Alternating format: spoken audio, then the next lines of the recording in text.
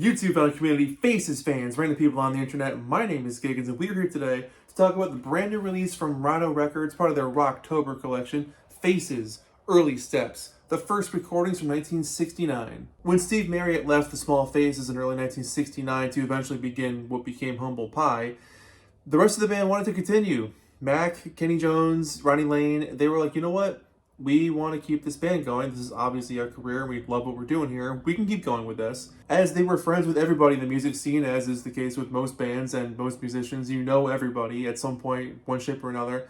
They knew that the Jeff Beck group may have been on the splinters, and Rod Stewart and Ronnie Wood were looking to jump ship. During 1969, a few of the guys from the Faces did play on Rod Stewart's first solo album. So when it came time to get this new band together, they ultimately agreed it should be a different name. So they settled on Faces.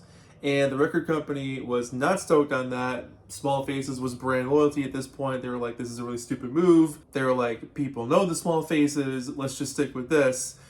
And the fact is, they lost a key member in Steve Marriott, and then joined with two new guys. It was a different band. The dynamic was different. The playing was different. The ideas were different. It was a new group, so Faces was the choice. This particular release is a fascinating document of the early days of Faces and them becoming a band and jamming together and figuring out what goes where and how this is all going to go down. Side 1 was recorded in the autumn of 1969 at Olympic Studios with Rod Stewart, in stereo I should add, and Side 2 was recorded on cassette tape by Mac at the Rolling Stones rehearsal space with Ronnie Wood. This album features songs that would go on to be officially released on their first couple of albums. Most of these songs appeared on their first record, but I Feel So Good did end up on their 1971 album. While the CD copy of this offers 2 more tracks with Devotion and Stone and a booklet, the record doesn't have a booklet or those 2 tracks, so you're kind of left with the little tiny blurb on the back and a really great picture of the guys, and the front cover is fascinating, but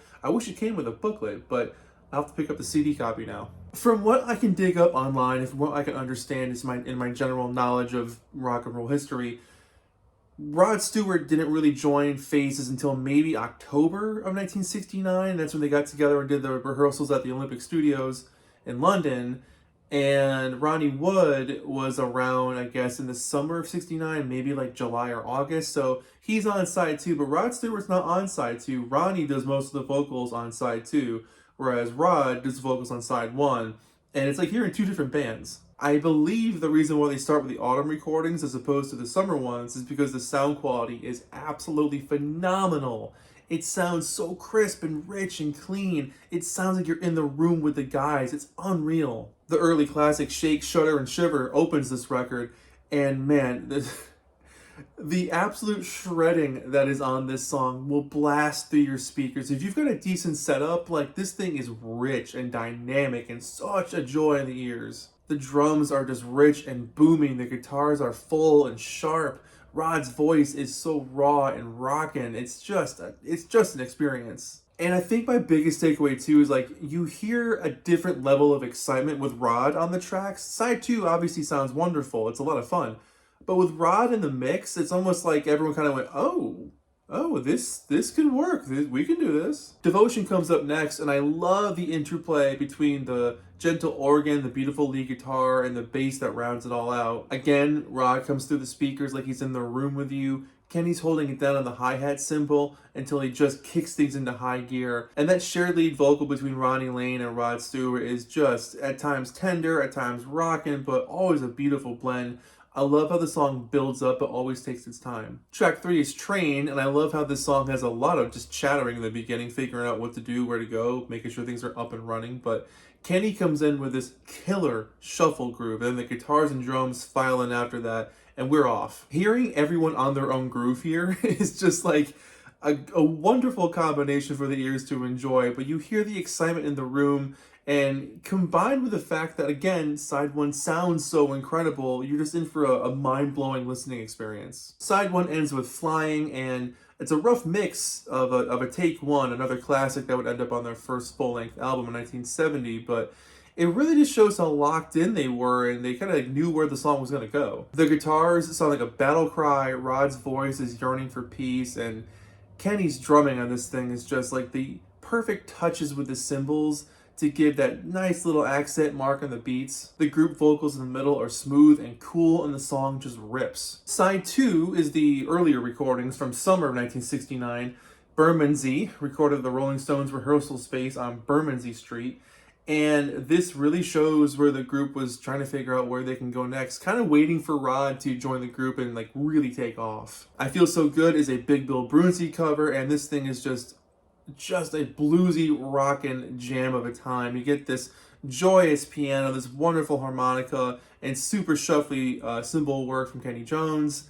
Ronnie's voice on this thing is just throat shredding. It sounds like he's trying to do a Steve Marriott, unknowingly kind of sounding like Rod in the process. Evil comes up next, and it's a mostly instrumental track with Ronnie kind of shouting and yelling on top of it all. Or it could just be where he was standing in the room while his cassette was recording, but I love the jamming on this one. It's like it's searching for a construction, kind of searching for a grounding. We're treated next to a very early version of Shake, Shudder, and Shiver.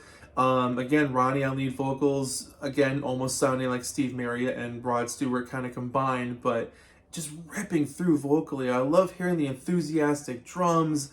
I love how Kenny just travels all over that kit. Mac on the organ is keeping things from going completely off the rails.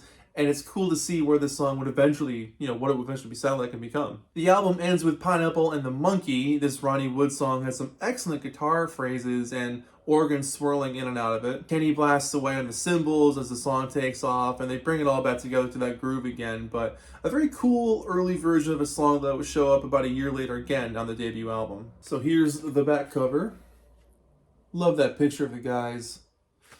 Let's see, the front cover was taken at Willoughby House, Richmond upon Thames, and this is at the Lyceum Ballroom in London. It's got cool little maps to show where the spaces were where they recorded, and it's just on a standard black vinyl. Side 1, side 2. Overall, this record is a really fascinating look at a band that would go on to work very hard for a couple of years before they had a hit single with Stay With Me. And these early recordings just show how hungry and determined they were to continue after the Small Faces ended. Side 1 is obviously more interesting purely because it sounds better. The fidelity, the sonics, everything about it just screams perfection.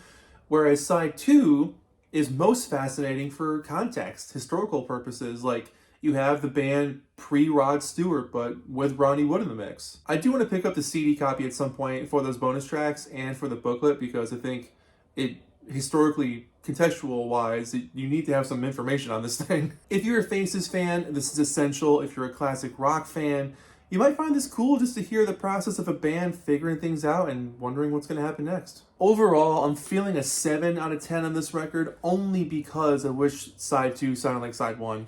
I mean, it doesn't sound bad, of course. It does sound a little like a cassette, but they did an amazing job to make it sound as crystal clear as they could.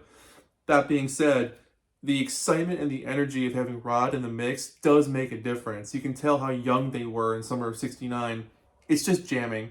Who knew? Like, I don't think any of the guys knew where it would have gone at that point, but they kept up with it. They got Rod in the mix, and all of a sudden they felt like, okay, this is like, we could work with this now. So that's where I'm at. I'm looking forward to more Faces projects in the future coming out. Someday that new album might actually show up too, but I do want to pick up that box set that came out last year at some point, because it looks really great too. But stoked that Rhino's putting these things out. I guess that box set did well enough that they're going to keep putting these things out. So there you go.